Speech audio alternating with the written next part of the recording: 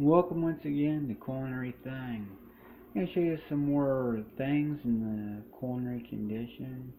And one thing that I have here, this is a 3-inch cook's knife, and I use it for paring. It's for little things. You can cut off the tops of strawberries, and you can slice strawberries with it. And this here, you can put this down for a minute.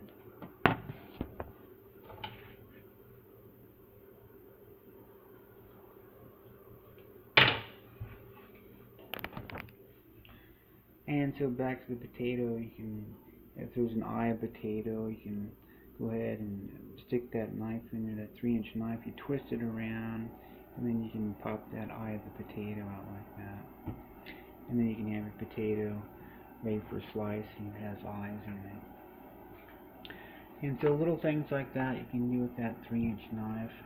And then what I've got here, I've got some lettuce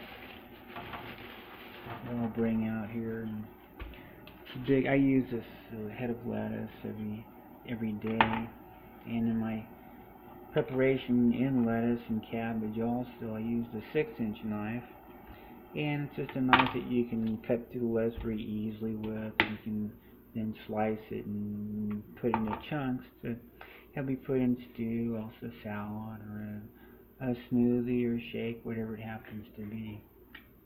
And so 6-inch knife is a nice knife for that kind of a condition. It also slices green bell pepper and onion and different other things. And then when I get to cutting up an entire pineapple, this is one pineapple chunk here, that's when I go with the 8-inch knife. Pineapple, pumpkin, watermelon, that cuts up the whole thing, cantaloupe and things like that.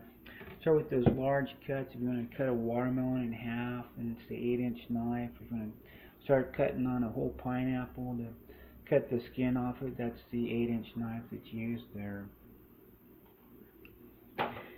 And then here I have what's said to be my butter, and this is just a cook's service knife, and this goes easily enough then through the butter there. And that kind of knife there is used for just slicing butter and small things like that. They're a lot softer. Certain portions in cheese and things like that can be cut with that cook's service knife. I don't use this knife very much, but sometimes I use it for slicing butter, and the butter there I can keep in the freezer because I don't use it very often, about once every 6 months or so. The knife that I use most often is the 6-inch knife. I use it on a daily basis, and I use it sometimes 3, 4, 5, 6 times a day. And so those are certain particular knives. I'll show these together to show the relative size differential in these. And you can see that condition there. So if you want to we talk about knives for the smaller and the larger, this one's for the smaller people, and this one's for the larger people.